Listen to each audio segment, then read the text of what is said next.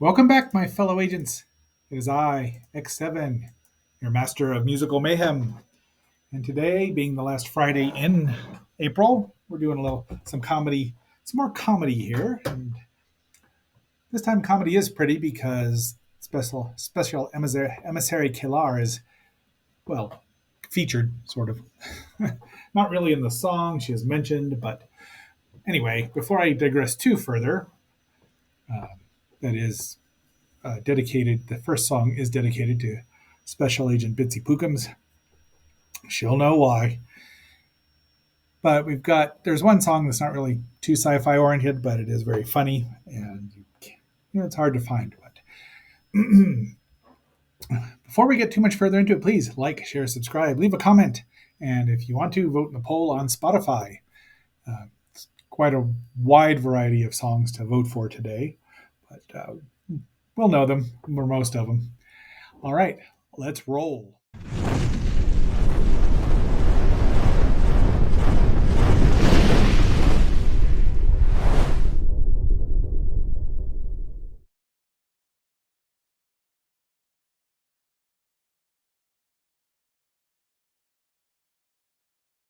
Years old and raised by humans, he's the son of Mo.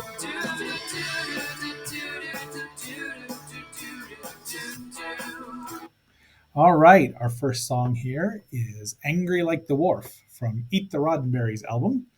The Roddenberries are, according to their website at www.theroddenberries.com, the galaxy's premier sci-fi party band, and I think they are. And I would love to actually see them in concert because they just look like they're fun. They do record, they do sing about songs other than Star Trek, but a lot of them are about Star Trek. So they have costumes and they're really smart about such things. So I found them accidentally on YouTube, of course, which is how everything seems to happen. Let's see, and they often have guest stars. Many special guest stars have shown up and sang with them, like Tim Russ, who played Kuva, Ben Vereen.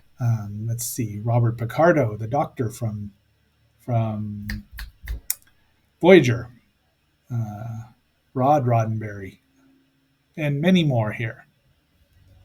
Uh, Wesley Ewer and Kathy Coleman, people I have met and are wonderful. So I just like it because it's about Worf, and it's hilarious. And they even name drop Special Emissary Kalar, who is of course my favorite.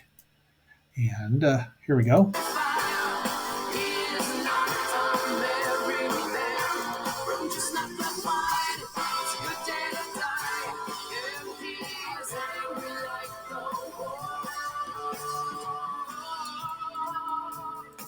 So I did think it was Hungry Like the Wharf at first, but it's not.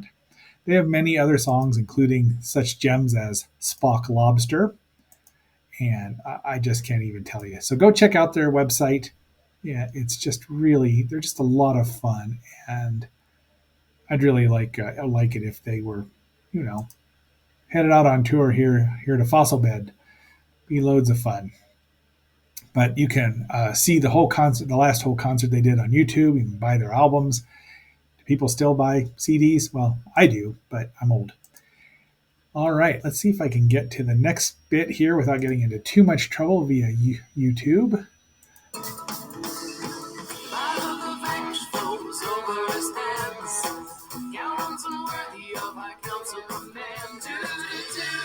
I mean, they are spot on their Star Trek knowledge, more than I am about Next Generation.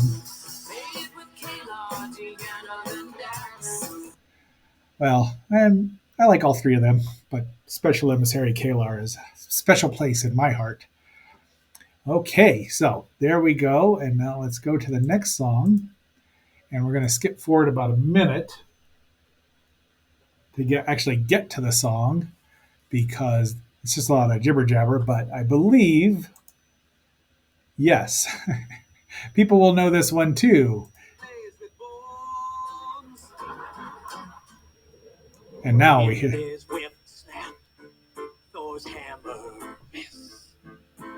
It was Avenger versus Archaeologist. Finley held his ground and straightened his fedora. Kate Micucci and her writing partner wrote these songs, and she played the writing partner played Romana Dr. Nowitzki, and they're both very funny in their band Garfield and Oates. And separately, Kate Micucci's also the the voice of Velma Dinkley these days. I was trying to see. Let's see if I can find who did the if what her name is. I'm a little embarrassed that I don't actually remember it. Producers, cinematographer, blah blah blah blah. Oh my gosh! Special effects, music department, Bare Naked Lady, blah blah blah. No, they're not gonna tell me. So sorry, IMDb. But anyway, it's a very funny song, and Kaylee actually cracks up in the middle. They make her lose her composure. Thor said, "That's a nice look," in 1944. Thor and Dr. Jones, Thor and Dr. Jones. One plays with lightning, the other plays with gold. Thor and Dr. Jones. That's where Kaylee loses it. So there you go. That's Thor and Dr. Jones by Footprints on the Moon. That would be Howard Wolowitz, engineer, and Dr. Uh, Rajesh Ramayan Kuthrapali. Yeah, I know. We can blame Lilith for that one. But Melody, I hope you've enjoyed that particular song. Our next one is Star Trekkin' by The Firm.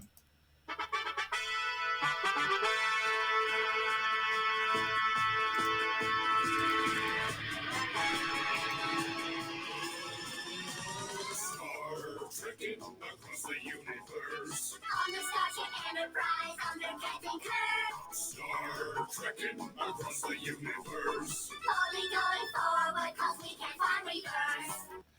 So it's a parody of the original series, or an homage to them, to some of the sillier aspects of it, from the 60s. Of course, there's going to be sillier aspects some 40 years later. Actually, just only 20 years later. The song is from 1987 by a band called The Firm, not The Firm with Jimmy Page and Paul Rogers and those other two guys that nobody remembers. Sorry, guys. So I thought it was an English song, but I think, or an English band. Oh, it is a British novelty. Yes, there we go. So it's, yes, comical parodies of the It's Life, Jim, but not as we know it. The things that they said constantly, because no one thought that you'd be watching these shows regularly, day after day, after year, because as William Shatner said,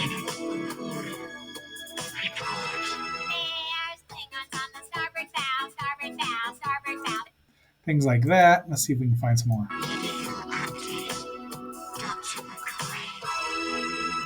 It's worse than that. He's dead, Jim. It's worse than that. He's dead, Jim. So it just gets more and more up tempo, but once again, it is funny because they did say it a lot. We all know the catchphrases. We come in peace, shoot to kill, shoot to kill. So, and the song just gets faster and faster till the very end when I guess they hit ludicrous speed. Maybe, I don't know. You cannot change the laws of physics. Laws of physics. You cannot change the laws of physics. Laws of physics, Jim. Oh, we come in peace, shoot to kill, shoot to kill, shoot to kill. We come in peace, shoot to kill. Scotty, beam me up. It's worse than that. See, it's a very funny song. I got this off the Dr. Demento 20th anniversary collection from 19. That says 19. Oh, the band is from 1987. I want to say this was 1990 something. Anyway, it's a great song, but you wouldn't want to listen to it constantly. Now, this next song is really great. It's from Batman, the Brave and the Bold. Dance, you slaves. Dance for our amusement. Music. Bat music. So that was indeed the late great Victor Buono as King Tut. villain created especially for the television show, and they couldn't use him in The Brave and the Bold, as you see here. They called him the Pharaoh, which is fine, fine enough. But there were rights to this. Um, they invented more villains late in the second and third series, so they wouldn't have to worry about casting somebody who would fit the part. But Bono's great. He did this. He did Wild Wild West. He did well, anyway. So the song was in the cartoon, and the music meister himself was portrayed by Neil Patrick Harris with his wonderful voice. So that's what you'll hear when they start singing. However, a very ingenious, well, edited it together with the live action Batman and a bunch of live action heroes because that's just how the song goes. Music Meister is a mutant and can control people by singing with sound and music. Eventually, we'll get to the song here. There we go.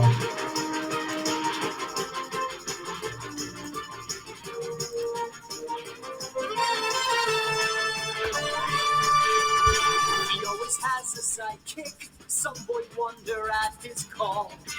His utility belt holds everything. Can't find that at the mall. I should have put in Batgirl, but we've had a lot of Batgirl recently. Thank you, Anthony. And I just figured, we could go with that. But the soundtrack you used to be able to buy. There's the Music Meister himself. I think he was created for the show, but I'm not 100% about that. Let's see if he was. Blah, blah, blah. You're going to say where his origin was? He has a crush on the Black Canary, who has a crush on Batman, but in this one, she finds that she kind of enjoys a certain Green Archer, which is very fun because they were always a couple. I mean, that was how it was supposed to be. That's how it is supposed to be. Just don't mess with couples. It's just like a superhero. Pardon me, just like a soap opera. You don't change. You don't make Kayla fall in love with Shane. That was just wrong. Pure D wrong. Okay, I hope nobody got that reference. The Batmobile is super fast. There is no car that is surpassed. It's a good thing we've got Arkham, cause he really drives us bats. Drives us fast, drives us fast. He really drives us fast.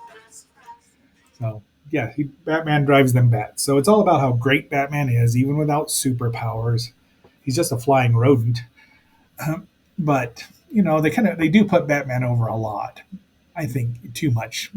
He's the equivalent of the Silver Age Superman who can do everything, or Wolverine in the Marvel universe. But I digress.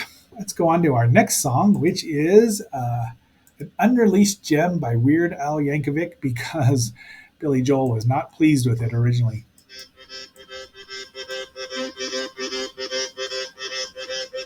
Yep. What's the matter with the songs he's singing? Can't you tell that they're pretty lame? After listening to a couple albums, well, they all start to sound the same. So we tried to change his music style.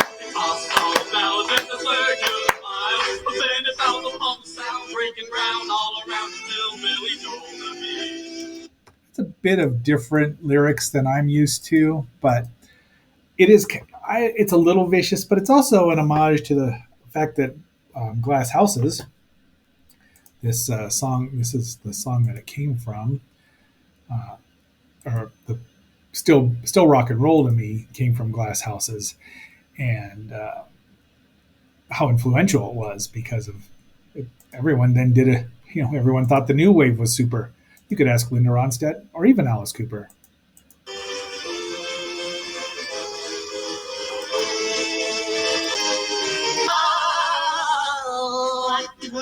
His next album, well, I bet it's gonna be the rage.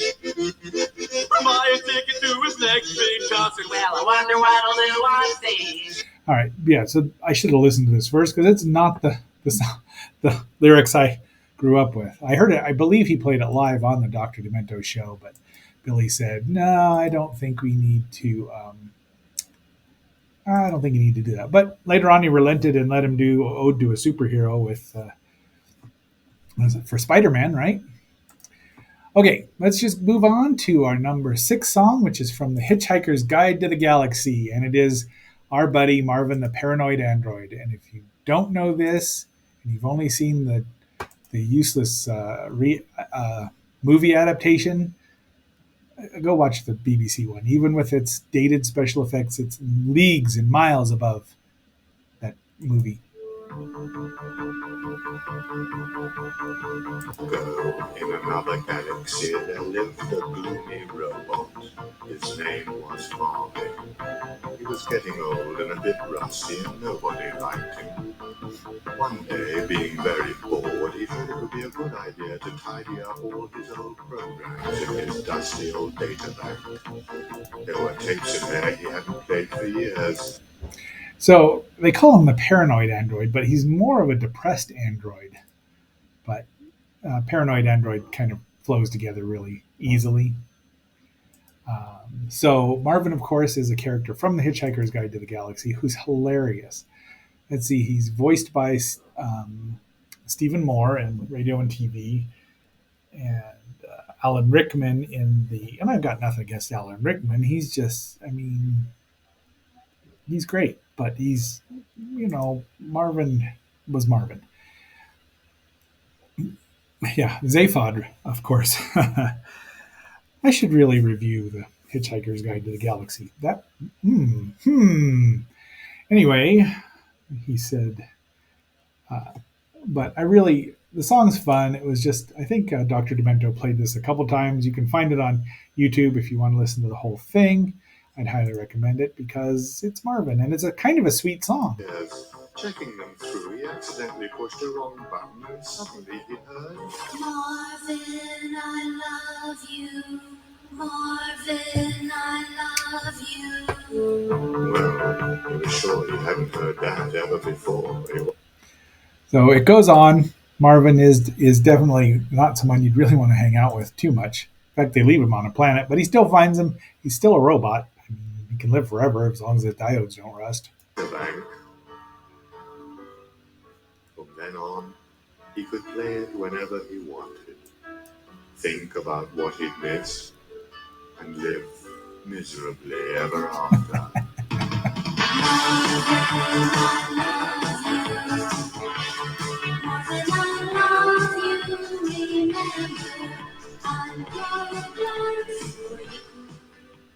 Yeah. So the song that's the original voice there. I don't know who's singing. Let's see if we can. Is that Marvin? Oh no. Then the double B side. Nope. Marvin's Lullaby.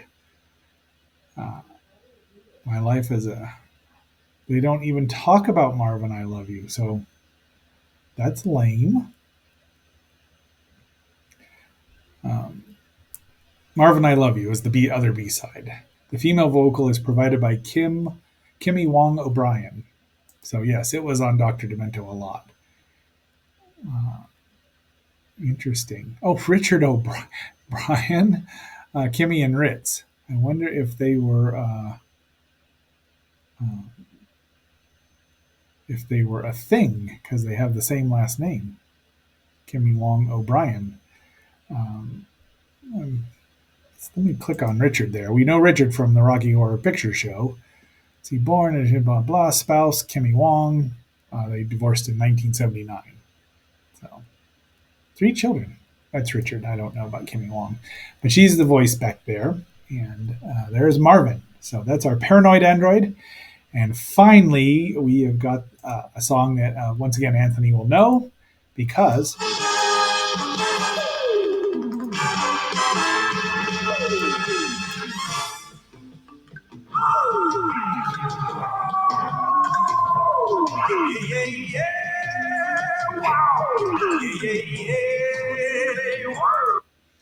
That is what is affectionately known as the Japanese Spider-Man. A lot of people will misspell it and put the U's in there and not the R's and try to make it sound like it's Japanese, but it really is just Spider-Man.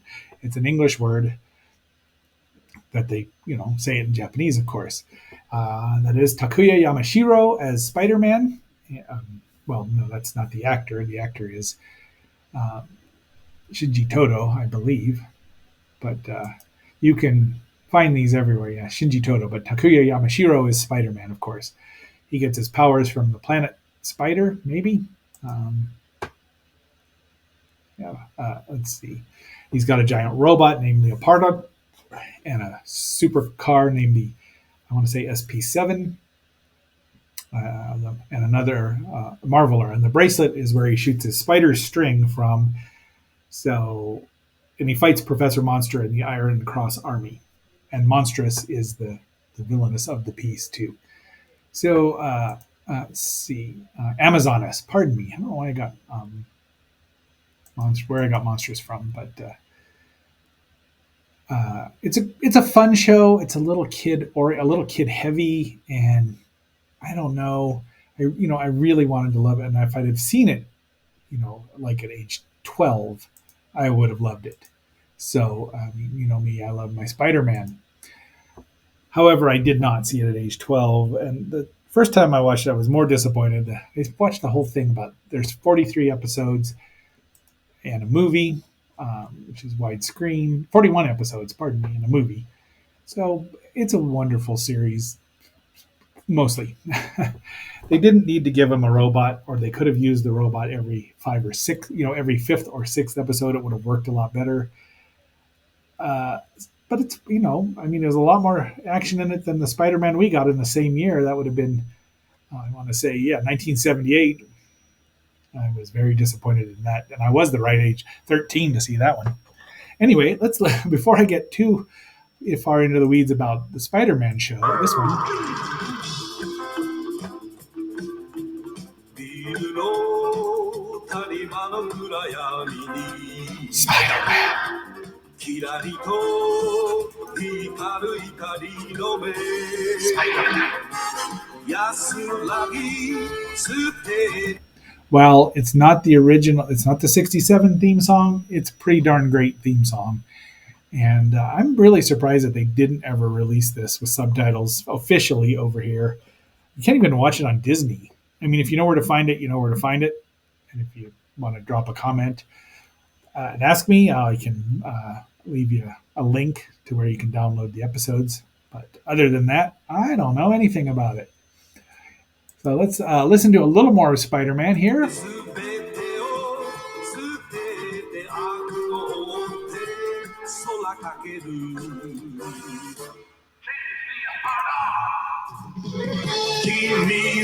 All right.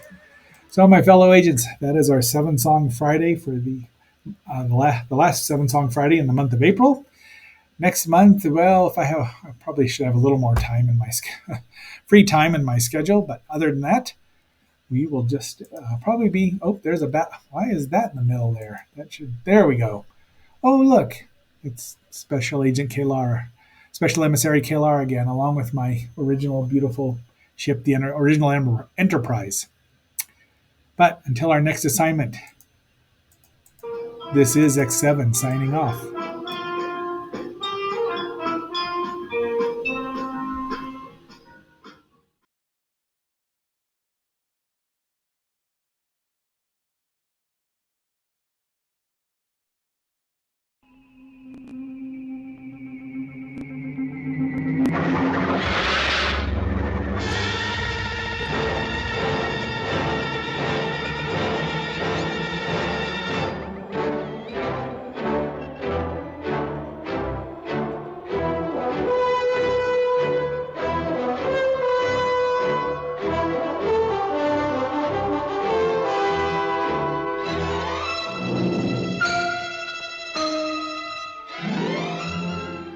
Imagine yourself as one of the crew of this faster-than-light spaceship of the future, sharing their curiosity to know the unknown, their tension, their readiness for inconceivable adventures.